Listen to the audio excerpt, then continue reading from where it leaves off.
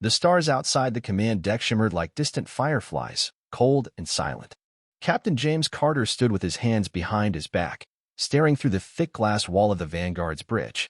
It was quiet, too quiet for a ship that had once roared through battlefields and led peacekeeping missions across the Andera sector. He didn't need peace right now. He needed clarity, and the message he had just received gave him none. Commander Reyna stood beside him, pale and tense. "It's official, sir," she said. "The United Planetary Council has declared all independent captains rogue agents. They're ordering total surrender. Immediate decommission of all starships." Carter didn't blink. "And if we refuse?" Her voice dropped. "They've authorized force." Carter turned slowly to face his crew. Around him, the Vanguard's bridge was filled with loyal officers, men and women who had stood by him for years. They had been explorers, diplomats, and warriors when needed. They had kept fragile colonies safe. They had prevented wars. And now, they were the enemy. He picked up the Council's official broadcast and played it again. The Chancellor's voice came through, cold and firm. "The Council can no longer allow individual captains to act outside its oversight. As of now, all ships not registered under Central Command will be considered hostile. Surrender peacefully, or be neutralized. Unity must be preserved." Carter turned the message off. The bridge was silent. No one needed to say anything. They all knew what this meant. The Council had declared war on its own defenders. "Prepare a reply," Carter said quietly. Reyna hesitated. "What should I say?" He walked forward and stood in front of the ship's recorder. "I'll say it myself." The red light blinked as he stared into the lens. "This is Captain James Carter of the Starship Vanguard. I do not accept the Council's ultimatum. I will not abandon my ship, my crew, or the people who depend on us. If the Council wants war, they'll find we do not fall so easily." He paused, then added, "To all captains across the stars, stand your ground. We protected the galaxy before. We'll do it again." He ended the message and sent it through the secured channels used by independent ships. They would hear him. Some would run, but others would remember who they were. The alert sirens began to whine. A flashing red icon appeared on the main screen. "Unidentified ships approaching," shouted Ensign Malik. 3. No. 5. No ID codes. Council signatures confirmed. "Battle stations," Carter ordered calmly. "Shields up. Evasive maneuvers." The bridge lit up in activity. Officers jumped to their consoles. Orders flew across the room like lightning. Outside, the Council ships appeared like dark ghosts from hyperspace. Sleek, armored cruisers, the kind built not for diplomacy, but for destruction. They wasted no time.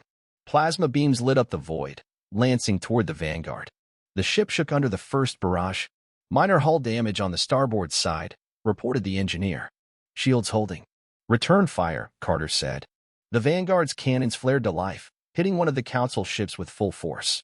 It wasn't destroyed, but it veered off course. Carter knew he couldn't win a direct fight, not here, not now. "Set course for the Gravix cloud," he ordered. "It's thick with radiation. They won't follow us and they're blind." "Aye, Captain," Reyna said, fingers dancing across her console. The ship jumped to light speed, engines roaring as stars stretched into bright lines. Behind them, the Council ships hesitated at the edge of the cloud. In the command deck, silence returned. Carter looked at his crew, shaken, but steady. "This is only the beginning," he said. "They came for one of us. Next, they'll come for all. We either hide, or we fight." No one answered, but he could see it in their eyes. They would fight. The Vanguard drifted through the edge of the Gravix cloud. Thick radiation and magnetic storms scrambled sensors, making the ship nearly invisible. It wasn't a place people visited willingly, but Captain James Carter needed time and silence. On the bridge, the lights were dimmed to save power. Outside, clouds of glowing gas pulsed in strange colors. Carter leaned over the navigation console, studying a set of old star charts. Commander Reyna stood nearby. "If we stay too long, the hull will start to degrade." "I know," Carter said without looking up. "We won't be here long." Reyna didn't ask what he was thinking. She knew. He was planning something big, something reckless. An hour later, Carter stood in his quarters, sending a message. Not a broadcast this time, but a private one. To Captain Asha Lin, he said aloud as the recorder blinked. "I don't know where you are, but I hope you still monitor old channels. The Council has declared war on us. They struck first. We won't survive this alone. If you still believe in what we stood for, meet me at Refuge Point. We need to talk." He paused. "I won't blame you if you don't come, but I hope you do." He ended the message and uploaded it into a secure burst transmission. Reyna appeared at the door just as he had signed. "You trust her?" she asked. "With my life," Carter replied. 2 days later, the Vanguard exited the Gravix cloud and jumped across 3 star systems to a small, hidden asteroid colony called Refuge Point. It wasn't on any official maps. During the expansion era, captains had used it as a resupply station and a place to disappear. Carter hoped it still served that purpose. They arrived quietly. No council ships in sight. The base's defense grid scanned the Vanguard, then allowed them to dock. Carter and Reyna stepped out into the cold, dim-lit corridor of the station. It smelled of recycled air and old metal. Only a few merchants and technicians moved through the halls. They waited. For hours, Carter stood at the old landing bay, staring at the sealed docking port. Then the lights above blinked green. Another ship was arriving. The sleek, silver hull of the Firelance came into view, its surface scarred by past battles. The ramp lowered, and from the mist of coolant steam stepped a tall figure in a black jacket, pistol strapped to her side. Captain Asha Lin. She hadn't changed much. Sharp eyes, calm steps, and that quiet fire in her expression. "I got your message," she said. Carter nodded. "Did you come to help, or to arrest me?" She gave a small, dry smile. "That depends. Are you still the same man who used to save colonies instead of bombing them?" "I'm still him," Carter said. "Are you still the woman who once told the council to go to hell in front of a live broadcast?" Her smile widened. "Then I guess we're still on the same side." They walked together into a nearby chamber, an old war room built into the station. Holographic projectors flickered to life, showing star maps and fleet positions. "The council has taken control of all trade routes," Carter explained. "They're surrounding the neutral colonies and demanding obedience. Anyone who refuses gets cut off, or worse." Asha studied the maps. "They're moving faster than I expected." "They planned this," Carter said. "They waited until we were scattered and isolated. Now they're hitting us one by one." She looked at him. "And you want to fight back?" "I want to survive," he replied. "But we can't do it alone. We need every captain who still remembers what we stood for. We need to bring them together." Asha nodded slowly. "You'll never get them all." "I don't need them all," Carter said. "Just the right ones." She tapped the map. "There's a gathering in 3 days on New Varela. Small planet, outer rim. A few captains still meet there quietly. If we go, we might find others willing to listen." "Then we go," Carter said. Back aboard the Vanguard, Carter stood once again at the bridge. The ship was ready. His crew was silent but focused. He looked out at the stars and spoke to them as if they were old friends. "Once, we were heroes. Then we were protectors. Now they call us traitors. But we haven't changed." The engines of the Vanguard flared to life. "To the council, we may be ghosts," he said, "but ghosts can still fight." The ship turned toward the outer rim. The war was just beginning. New Varela was not much to look at, a rocky planet on the edge of the known systems, wrapped in thick clouds and constant storms. But it had one thing Captain James Carter needed: silence. That made it perfect for a meeting few dared to attend. The Vanguard and Firelance entered orbit just before dawn. Rain pounded the surface below, and high winds lashed the old landing pads carved into the cliffs. Carter stood in the cargo bay, pulling on a dark, weatherproof jacket. His face was calm, but inside, his mind raced. This meeting could change everything or nothing at all. Asha Lin joined him, adjusting the strap of her sidearm. "I counted 4 ships already landed," she said. "Some names I recognize. Some I don't. Let's hope they came to listen." They took a shuttle down to the surface. The landing zone was wet and cracked, lit by a few flickering lights.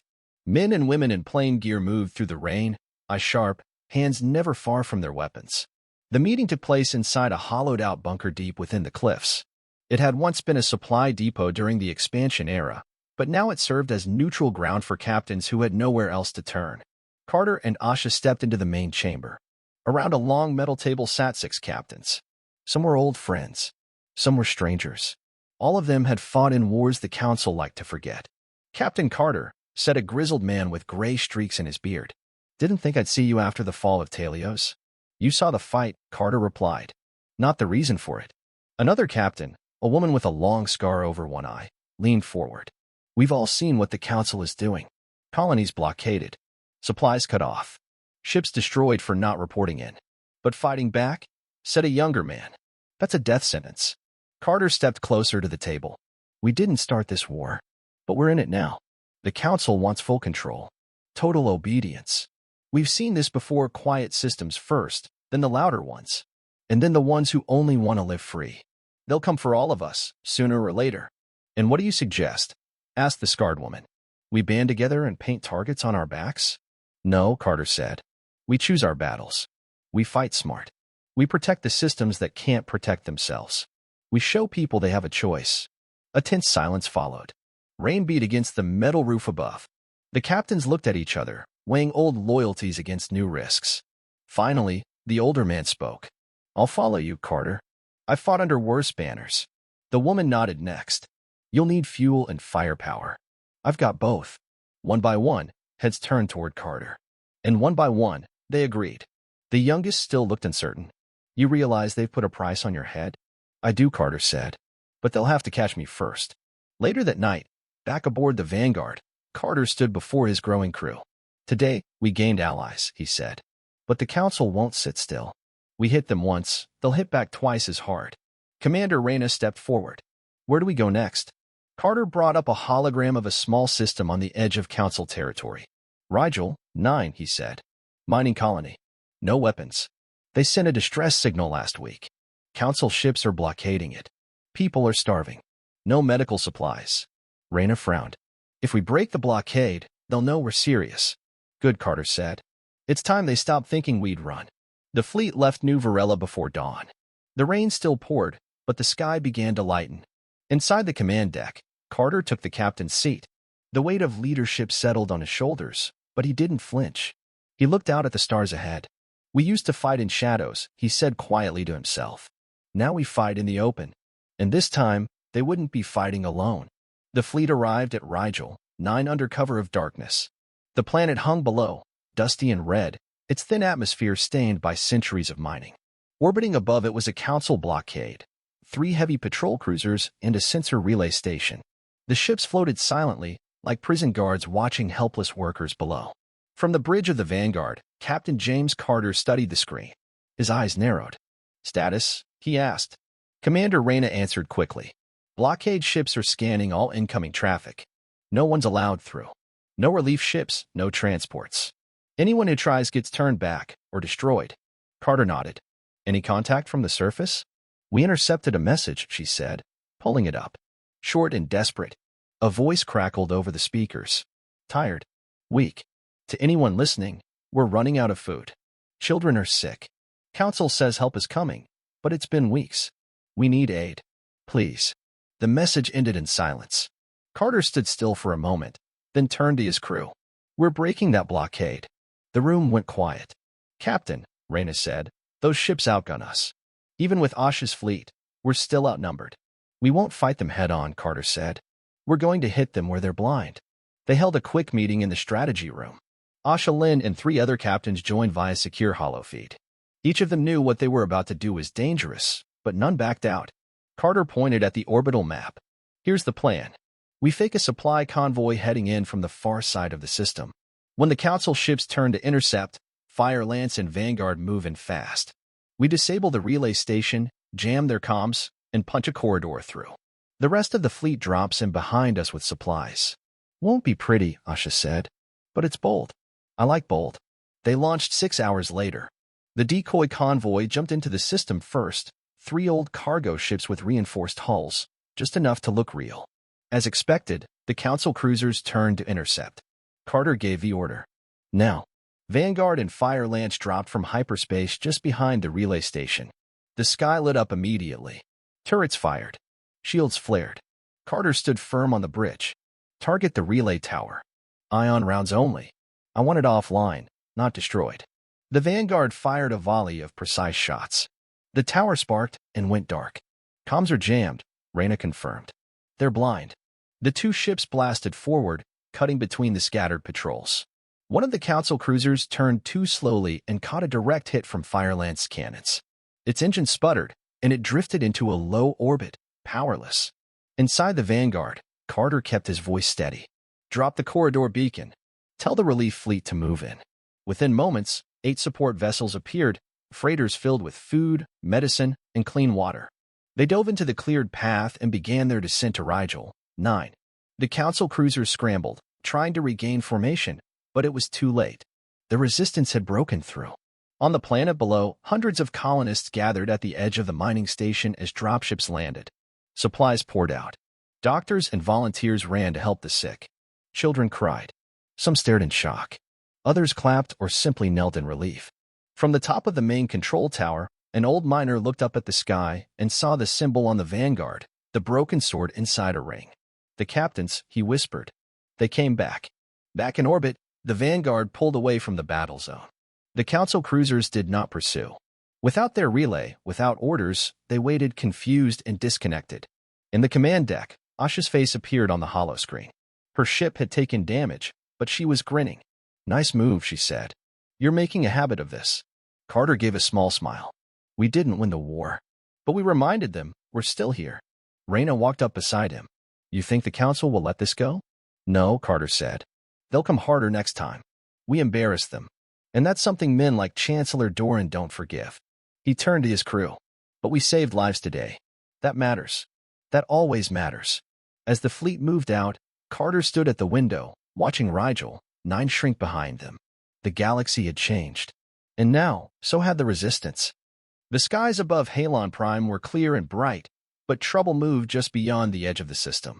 Captain James Carter stood in the war room of the Vanguard, staring at the massive holographic display. It showed the Council's primary fleet hub, an orbital fortress surrounded by 5 heavily armed warships. The station was a floating city, where supplies, soldiers, and orders moved out across the sector like blood through veins. Carter pointed at it. This is their heart. If we hit it, they'll feel it everywhere. Around him, the captains of the Resistance fleet stood quietly. Asha Lin, Captain Borkov, Captain Salen, and the others. Some looked determined. Others, doubtful. Asha crossed her arms. We punch that hub and don't finish the job, they'll wipe us out. Carter nodded. That's why we finish it. Fast. Clean. Commander Reyna tapped on her datapad and brought up the next image, schematics of the fortress. We've identified 2 weak points, the upper defense grid and the central core that powers docking systems. Disable both, and the fleet loses coordination. We'll have maybe 20 minutes before reinforcements arrive. Carter looked at each captain in the room. We hit them hard, then get out. No glory. Just a message. 12 hours later, the Resistance fleet entered Halon space. Their ships, over a dozen, small but fast, burst from hyperspace in tight formation. Behind them, the Vanguard and Fire Lance led the charge. Shields up. Weapons hot, Carter ordered from the command chair. The Council fortress responded instantly. Sirens wailed. Fighters launched. Beam cannons came online. A voice rang through open space comms. This is Admiral Wren of the United Planetary Council. You are entering restricted airspace. Retreat immediately or face destruction. Carter answered calmly. This is Captain James Carter.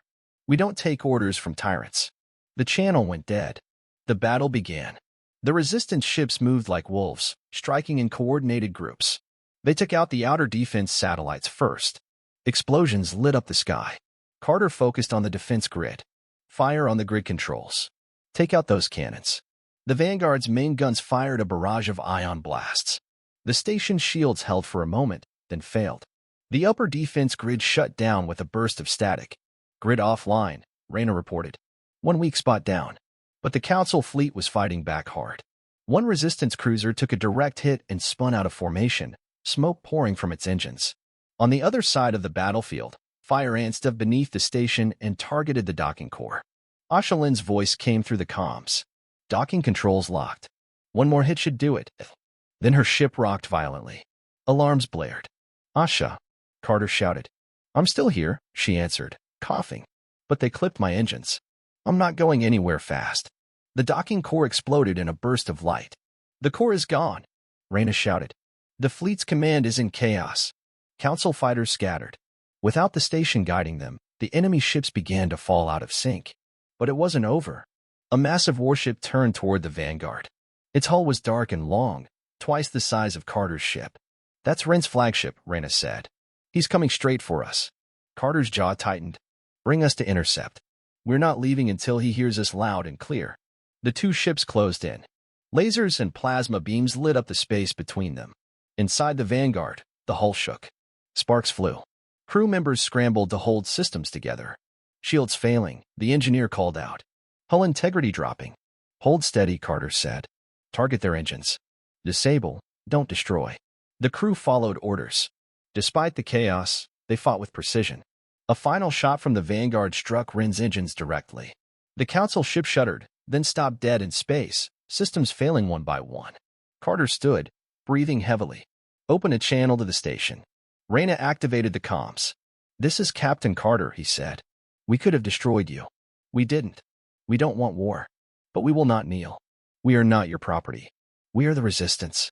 And we just broke your stronghold. He cut the signal. Signal retreat, he said. All ships, jump out. The fleet turned and vanished into hyperspace, leaving behind fire and silence. Back on the bridge, Carter sat down as medics moved to the ship, tending to the wounded. He rubbed his eyes. Reyna walked up beside him. We hit them hard. It'll be days before they recover. Carter nodded slowly. They'll recover. But now they know we can reach them anywhere. Asha Lin's face flickered onto the screen. Her ship limped but lived. Not bad, Carter, she said with a tired smile. You always did have a flair for the dramatic. Someone had to light the fire, he said. The Resistance fleet jumped to a hidden location to repair and regroup. But something had changed. Across the galaxy, independent systems began to speak up. More captains sent messages. Some neutral planets stopped answering the Council's calls. The fear was breaking. And for the first time in months, Carter allowed himself to believe. They might just win this. The Council fortress at Halon Prime lay in ruins. Its command systems were offline. Its warships were damaged or scattered. But the war wasn't over. Not yet. Deep within a secure station orbiting the planet Aldex 4, Chancellor Marex Doran watched the battle reports in silence. His face was hard, unreadable. Around him, his advisors whispered nervously, reviewing the fallout from the failed defense. Resistance forces disabled our central fleet hub, one of them reported. Public support on the outer colonies is slipping. Captains we once controlled are defecting. Another added, Carter's broadcast after the battle is spreading like wildfire. He didn't just hit us. He humiliated us. Doran raised a hand, silencing them. Enough. He turned to the head of security. Deploy the Vindicator fleet. All of it. Sir, the officer replied, that fleet protects Council headquarters. If we lose control of the outer systems, Doran said coldly, we lose everything. Find Carter. End this rebellion. Wipe them out. At the same time, far across the stars, the Resistance fleet regrouped in a hidden base tucked deep inside an asteroid belt. Ships floated in a quiet formation. Mechanics worked nonstop to repair hulls, replace weapons, and treat the injured. Inside the Vanguard, Captain James Carter studied new intelligence reports. The news was troubling. They're moving everything, Commander Reyna said. Doran just called in his elite fleet. The Vindicator-class warships. We won't be able to outrun them. Carter leaned over the table, hands flat. Then we don't run. He looked up at Asha Lin, who stood across from him. Her ship was still damaged but flight-ready. They'll be coming for me, Carter said. I started this. I'll finish it. Asha shook her head. You're not facing that fleet alone. I won't ask anyone else to risk their life. You don't have to ask, she said. We already chose. They formed a desperate plan. The Council's Vindicator fleet would jump to the Outer Rim, expecting to crush the Resistance in a show of force. Carter would do the unthinkable, jump directly into Council space, to their command station in Aldex orbit. Asha stared at him. You're going to attack their home base? Not to destroy it, he said. To end this where it began. If I can reach Doran, maybe, just maybe, I can stop this without losing everything. Reyna frowned. He won't negotiate. He might, if he has no choice. They moved quickly. The Resistance fleet scattered, drawing the Vindicator fleet away with small attacks and diversions. Carter, Asha, and a small strike team prepared for a stealth jump. The Vanguard jumped into Aldex orbit alone, running on low power and stealth mode. The Council station loomed ahead, massive, heavily armed, but unaware of the approaching threat. They entered through a blind spot in the station's lower structure, using stolen codes and masked signals. Carter led the boarding team himself. Through dark corridors and silent hangars, they moved quickly. They avoided patrols, hacked doors, and made their way to the central command tower. Outside, alarms began to blare. The station had detected them. We're out of time, Reyna warned. We move now, Carter said. They reached the command hall just as security forces closed in. Carter stepped through the thick doors and found himself face-to-face with Chancellor Marex Doran. Doran stood calmly, wearing his signature black uniform, hands behind his back. So, he said quietly, You made it. Carter raised his weapon but didn't fire. We can end this, Carter said. Call off the fleet. Let the colonies go. Stop treating your own people like enemies. Doran's face remained still. You think you're a hero. You think you can change the tide with one speech, one raid. But you're wrong. The council is order. You are chaos. And chaos cannot be tolerated. Carter stepped closer. You're not fighting for order. You're fighting for control. That's not the same thing. Behind him, the sound of gunfire echoed through the station. Carter knew they didn't have long. "In this now," he said. "Or I swear, the resistance will keep rising until there's nothing left of your council but ash." Doran studied him for a long moment, then pressed a button on his console. "All fleets stand down." Reyna looked at Carter in disbelief. He gave the order. But Doran's eyes narrowed. "This isn't surrender. It's a pause. You won't always win, Captain." "No," Carter said, lowering his weapon. "But today, we did." They left the station under heavy fire, but the ceasefire order held.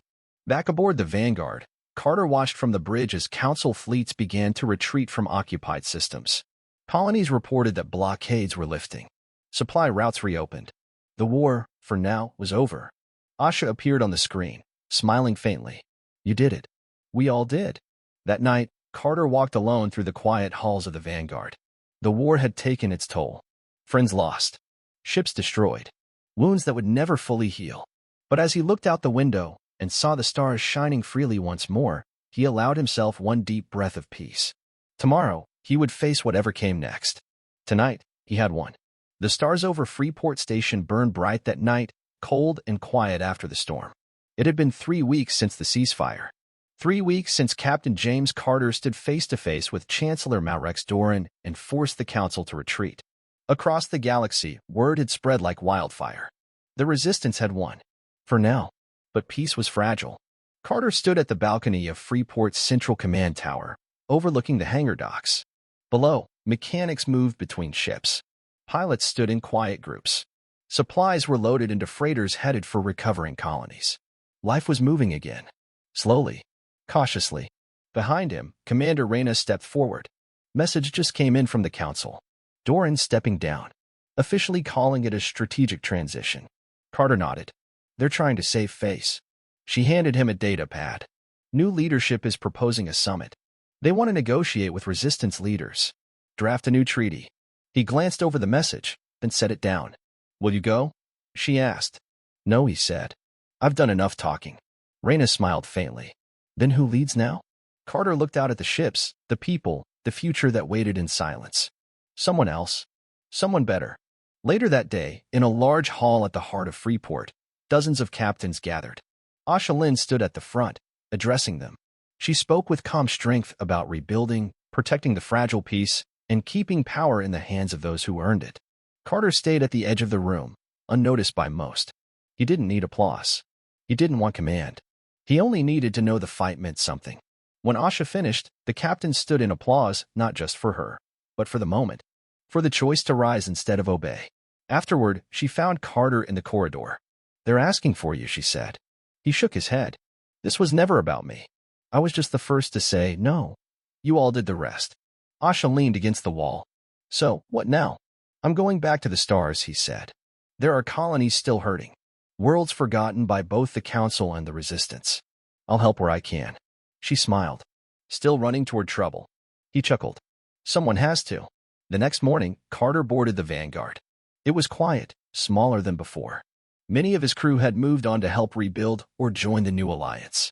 The ship's engines hummed softly, waiting. As he entered the bridge, Reyna appeared one last time. You sure you don't want to stay?